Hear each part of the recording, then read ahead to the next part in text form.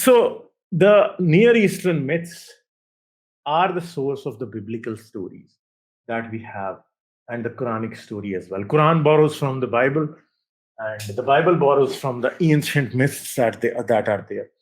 I hope my voice is clear and all of you guys are able to listen to me clearly. So we are going to start it here. So creation of man in Quran is in the chapter 38. One of the places where it's mentioned. It's chapter 38, verses 71 and 72, where Allah says, so mention when your Lord said to the angels, indeed, I'm going to create a human being from clay. So when I have proportioned him and breath into him of my created soul, then fall down to him in prostration. So Allah created man out of clay, and this is how man was created.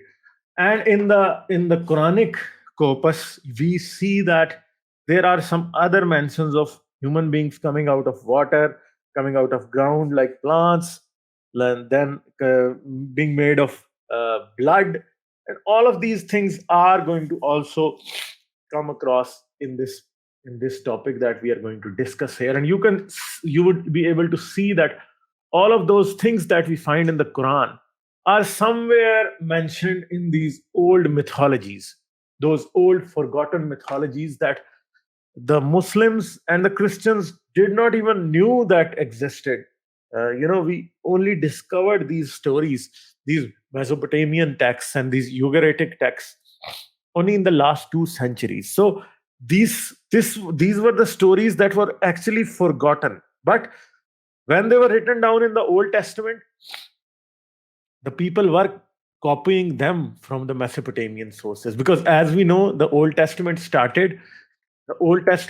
was its compilation, or it was written when the Jews were in the Babylonian exile. And if we talk about Babylon, then Babylon is exactly the place where these Mesopotamian texts or these Mesopotamian stories existed. And when the Jews came in contact with them, they borrowed their cosmogonies and they built their own cosmogony and an overall narrative that how the universe started, how the human beings came into being, and how significant things that human beings thought played a significant role in their life came across to them. So a lot of coniferum tablets have been discovered in one of the city that is known as Ugar. And the Ugaritic tablets, almost 3,000 tablets are there, and they haven't been completely translated till now. But some of the tablets which have been translated explain to us like the story of Garden of Eden or the story of paradise. So Genesis chapter 2 verse 10 tells us a river flows from Eden to water the garden. And we are talking about the Garden of Eden or paradise. And from there it divides to become 4 branches in parallel to the Ugaritic midst of the double deep, like the place between 2 rivers. So the 4 rivers that are mentioned in the book of Genesis are Tigris, Euphrates, Gihon, and Pison. So the 2 rivers, Gihon and Pison, they don't exist anymore, or it's just a myth. But the 2 other rivers, basically, they also originated from the Garden of Eden. So basically, what they believed was that the Garden of Eden was the place where these 2 rivers originated from. Then Ezekiel chapter 28 2 refers to Eden as the throne of God in the heart of the seas. And Genesis chapter 2 6 to 15 tells us that a ground flow like the Ugaritic fountains welled up from the land and watered all the face of the earth. Both of these were beautiful, well-watered places. So there is this one mention in chapter 2 of Genesis where it tells us about when the God had not commanded, before the time when it hadn't rained on the earth for the first time. At that time, there was a well in that place from where the water rose and irrigated all the land, in a parallel to the Mount Zafanu in the Ugaritic text. So Mount Zafanu is basically the place or the Eden in the Ugaritic text. We are told that told in Psalm 48 in the first two verses that Yahweh dwells in the heights of Zaphon. So we know that the Jews also mention Yahweh as living in the heights of Zaphon. Isaiah 14:13 calls Yahweh's abode the Mount of Assembly, which is the heights of Zaphon. So again, we see the heights of Zaphon being mentioned again and again in the Old Testament. Zaphon and Zaphanu, in fact, are cognates. In both the Bible and Ugaritic texts, these are spoken of as the dwelling place of the divine, a sort of Semitic version of Mount Olympus. So I will discuss it sometime else about the sons of gods who used to live at this Mount Zaphanu. And Mount Zaphanu was the place where Al had his council of gods. Not only, the Greek gods had a mountain and they had a council there. Even Al, his son Baal, his son Yahweh, his wife Asherah, and the other Canaanite gods also had a place where they used to gather, and the council of gods used to take place at that place. So basically, Eden is an extended version of this Mount Zaphanu, the garden of gods where the gods used to live. So, what is the Eden story? Because in the Bible, we find the Eden story. Eden is one of the most famous motifs in the Judo Christian religion and Islam as well. Islam calls it paradise, otherwise, the story is the same. So, there is agreement among the biblical scholars that Eden's story shares many deep intertextual relationships with other older mythologies, especially when we talk about the Mesopotamian mythologies. The Garden of Eden story does not have a parallel in the ancient myths.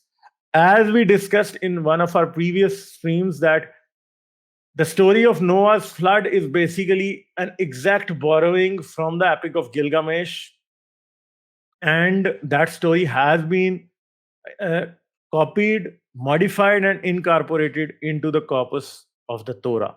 But the problem is, we don't find any kind of parallel narrative for the story of Eden. Maybe there was, that we haven't discovered till now, because thousands and thousands of Mesopotamian tablets are still to be translated. And we don't know what is written in them. And people are doing work on them, but it's going to take many years before we clearly know what is written in them. So maybe there would be some parallel to the story of Eden, but so far we haven't found any such parallel about the story of Adam and Eve and the story of fruit and the sin and all of those things. We don't have anything, but there are many common themes that are found in the ancient Mesopotamian and Akkadian texts that are found in the story of Eden, Adam and Eve, and we are going to discuss them to some extent here.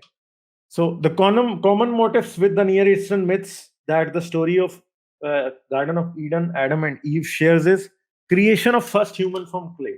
So the first human was created from clay, and his destiny was to work the ground. So God also created Adam as a farmer.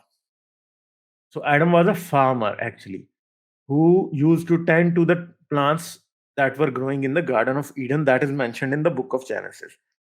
Then God is wise, and then human beings or Adam and Eve were immortal when they were living in the Garden of Eden. We don't know that for how many years or how many thousands of years they lived there.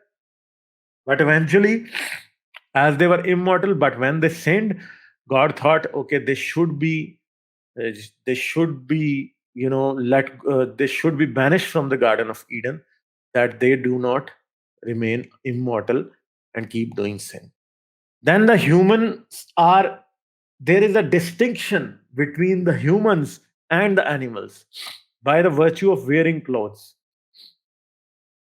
That is also in the ancient Mesopotamian Ugaritic texts and in the Old Testament as well.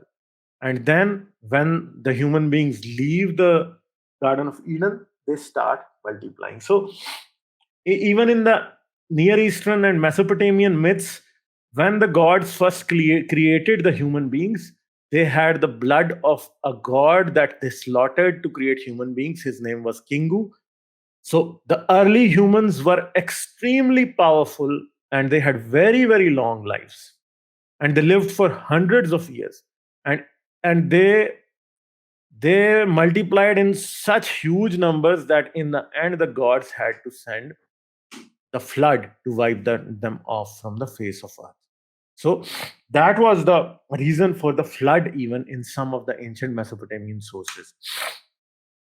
So the pre-creation account in Genesis, if we look at the pre-creation account, so before God starts creation, what is written there? So the Genesis chapter 2, verses 4 to 7 tells us about the pre-creation account in the Old Testament. And the more important thing about this account is that there is one account of creation that is mentioned in chapter 1, but there is another account that is mentioned, another and different account that is mentioned in chapter 2. But the problem here is, or the main thing to note here is, basically, according to the experts, the narrative of chapter 2 is older than the narrative of chapter 1.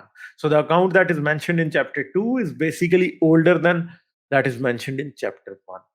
So Genesis chapter 2, verses 4 to 7 read, when Yahweh, God, made the earth and the heavens, before any plant of field existed in the earth, and before any herb of the had sprouted, because Yahweh God had not set rain upon the earth, nor was there a man to work the ground. So, as I mentioned earlier, that the motive of the God in the creation of man was that he would work the ground and watered the entire face of ground. Yahweh God formed the man out of soil, of the ground, and he breathed into his nostrils the breath of life, and the man became a living being. So, this is how man is created in the book of Genesis. So, you would have to remember a few things here, that man is created because God needs him to work the ground. Then he is created from clay. Then the breath of life is breathed by God into his nostrils, and then he becomes alive. So these three themes are also found in the ancient Mesopotamian text. So in there is a version of Sumerian composition of Gilgamesh, which name is Enkidu and the Netherworld. In those days, now we are going to have a look at the start. Like the start is very similar. This in the in Genesis, God tries to. It is explained that how the earth was before God started creation. So now again, here in those days, in those distant days, in those nights, in those remote nights, in those years, in those distant years, in days of yore, when the necessary things had been brought into manifest existence, in days of yore, where the necessary things had been for the first time properly cared for. So there was no one to take proper care of necessary things. When bread had been tasted for the first time in the shrines of land, when the ovens of the land had been made to work, when the heavens had been separated from earth. So in the Epic of Gilgamesh, we are talking about separation of heaven and earth. And many people from the Quran try to derive that, okay, this is mentioning Big Bang. But you can see that when we talk about the separation of heaven and earth, we are talking about the ancient myths. And I have emphasized a lot on my channel again and again that the separation of heaven and earth that the Quran talks about, it has nothing to do with science, and it has everything to do with the ancient myths. When the earth had been delimited from the heavens, when the fame of mankind had been established, when and had taken the heavens for himself, when Anu, so this is Anu, ANU, I missed an U here, when Inlid had taken earth for himself, when the netherworld had been given to Erish Kigal as a gift. So this is the account of pre-creation, how the things were before, and the Genesis also starts in the same way when the God started creation like that. So there's another Sumerian and Akkadian example of pre-creation. It is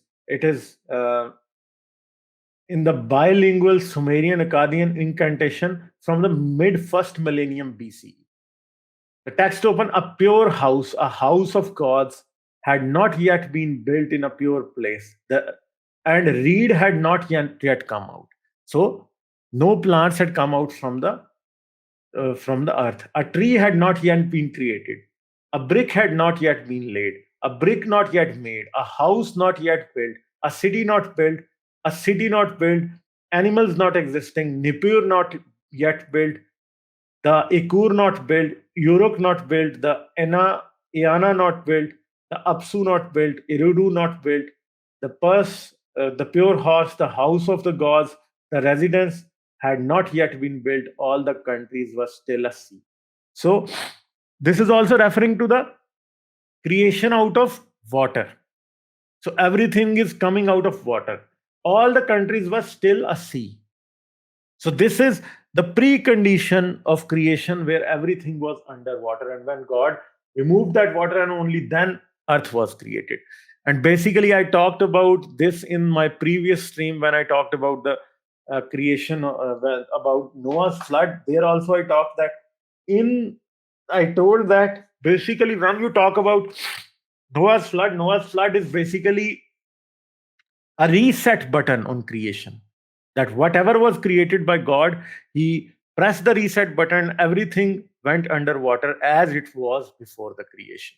And so here in this story, a lot of that has been told here, that is mentioned here, is basically talking about not even the Garden of Eden or the mountain where the God lives was not even created at that time. So that is talking about pre-creation, everything in water.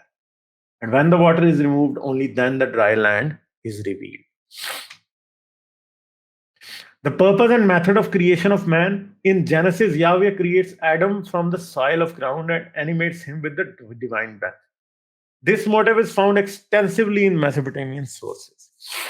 In the Mesopotamian sources, the divine breath is basically the blood of Kingu that is mixed with the soil from which the goddess Mami creates the human beings. For example, in Inki and Ninma, minor gods carry the burden of work in the earth and are supervised by major gods. These gods decide to create man, then gods decide to create man to relieve the minor gods of the tiring work. The story goes like this. Once the heaven and earth come into being, there is an old goddess whose name is Tiamat, and that goddess is basically the mother of all gods.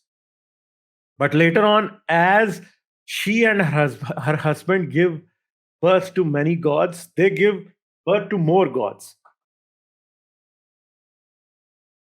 But later on, these elder gods, Tiamat and her husband, they become wary of the younger gods and they want to destroy the younger gods. So the younger gods kill the husband of Tiamat.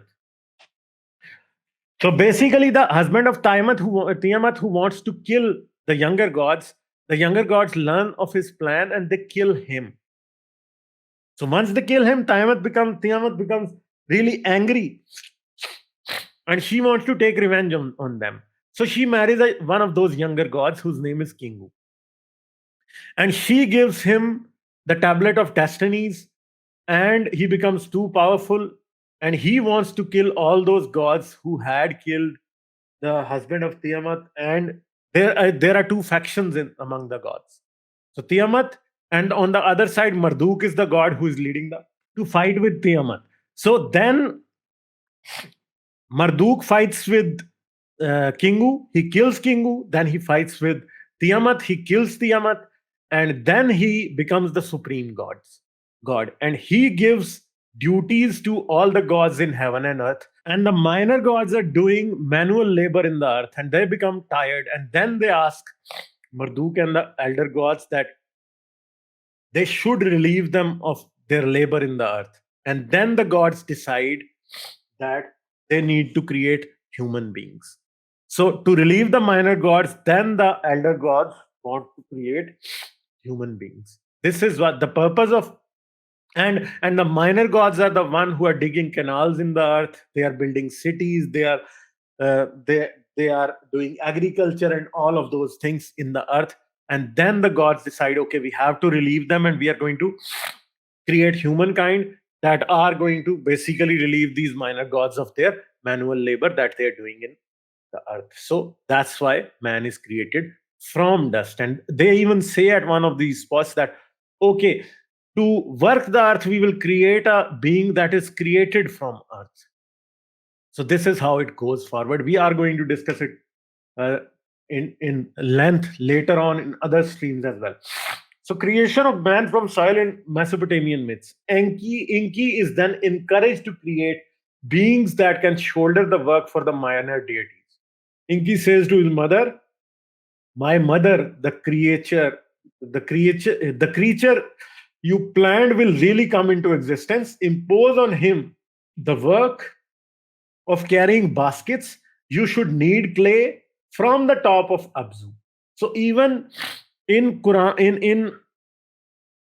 in Tarikh Tabri, it is mentioned that God sent Gabriel to get mud or soil from different places in the world, and he even tells him to get go and gather, and he gathers soil from low places and from high mountains as well. And Abzu here is a mountain. The birth goddess will nip off the clay, and you shall bring the form into existence. So the birth goddess will take pieces of clay, and you should form it and make it into existence. So the creation of man from soil in the Mesopotamian myths, how it is, another Sumerian text that speaks of both heaven and earth, and the creation of mankind from earth is the Song of Hope. The farming instrument, to be clear, the text begins. Enlil, who will make the human seed of the land come forth from the earth. And not only did he hasten to separate heaven from earth, so again, the separation of heaven and earth, as I told you, it is a common motif. It is a very popular motif in these ancient Mesopotamian myths. And hasten to separate heaven from earth, but in order to make it possible for humans to grow in where flesh came forth, he first suspended the axis of the world at Durun Duranki. Duranki. So this is what is mentioned there in one of these books as well. So key points from the Mesopotamian cosmogonies are, they begin with the separation of heaven and earth, as I told you, as the Quran also begins, and the Bible also, the book of Genesis also begins. Akkadian story of Atrahasis, which we discussed in our previous stream, which opens this way. When gods were made, they did forced labor, they bore drudgery. The lesser gods eventually took up arms and rebelled against the divine overlords, and Enki was again commissioned to create a human to bear the burden of manual labor. So, as I'm telling here again and again, in a lot of ancient Sumerian, Akkadian, and Mesopotamian texts, this is the common motive, that the gods were tiresome. They got tired of doing all this manual labor, and they wanted the elder gods to create human beings to take the yoke of slavery on their necks.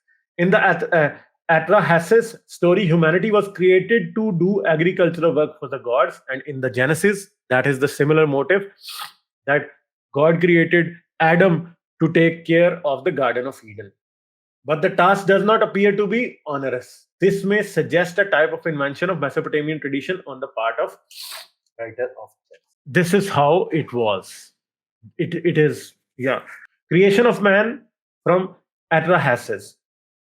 The text reads as follows: Enki made ready to speak and said to the gods, on the first, 7th, and 15th day of the month, I will establish a purification, a bath.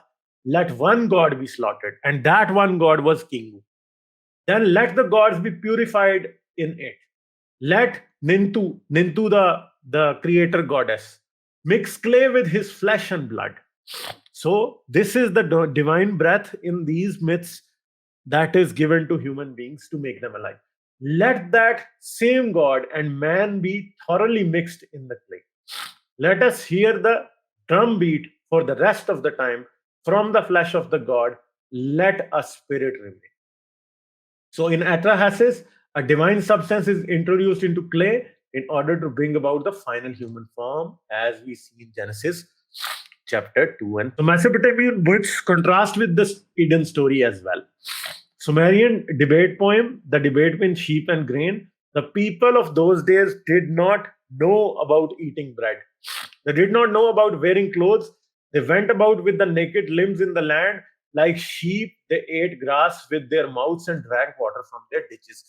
So, their stories talk about a savage human being, a wild human being that who did not know how to cook, to make fire, to live in cities, and all of these things. These motifs are again and again repeated in the Mesopotamian myths, where they tell us that the urban life, the civilized life, is a better life than those old days. But this motive is actually reversed in the Eden story, because in the Eden story, when man and his wife were living in the Garden of Eden, they were innocent.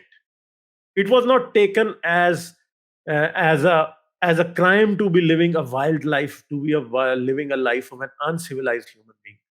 It was it was it, it is taken as innocence. And when human understands the difference between uh, good and evil, when he becomes wise, that is taken as an evil thing.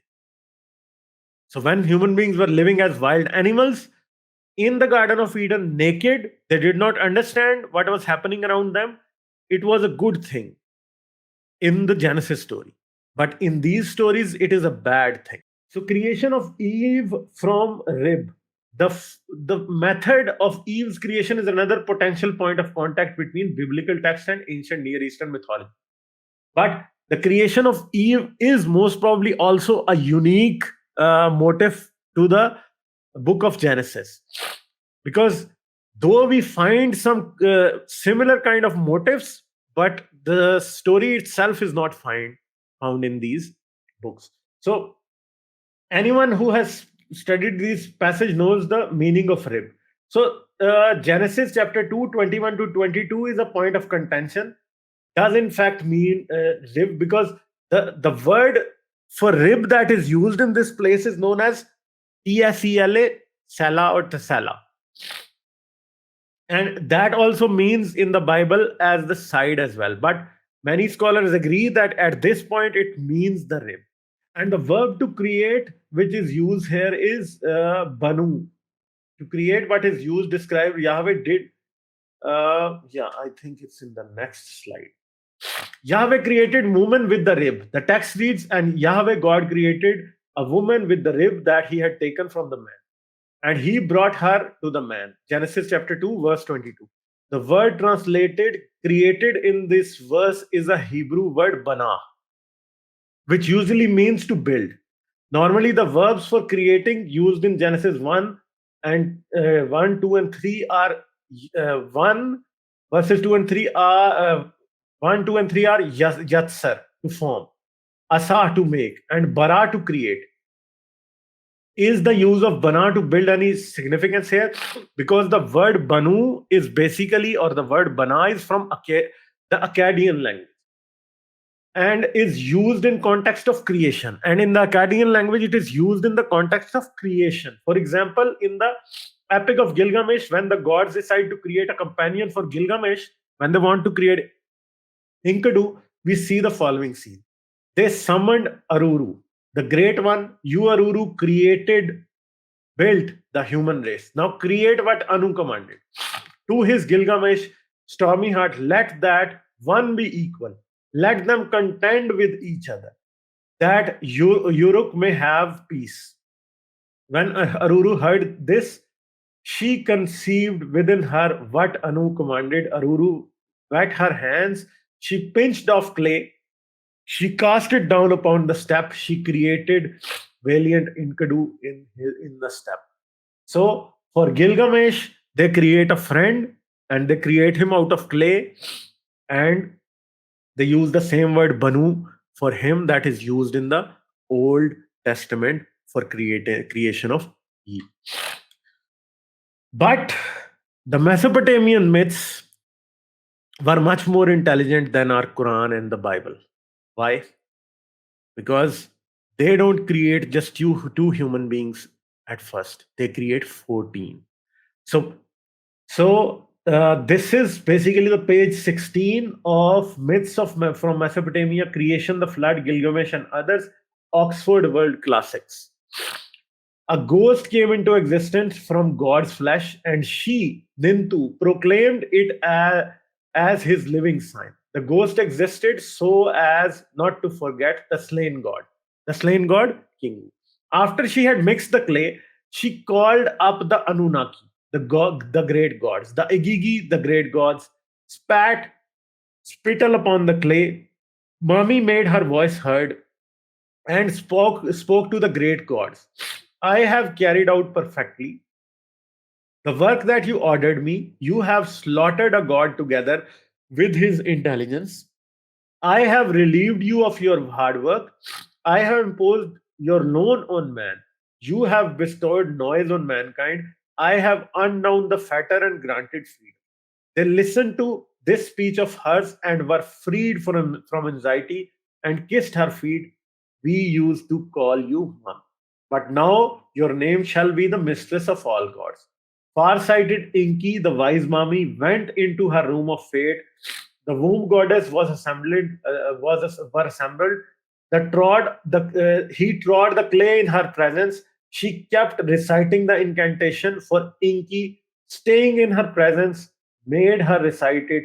When she had finished in her incantation, she pinched off 14 pieces of clay and set 7 pieces on the right, 7 on the left. Between them, she put down a mud brick.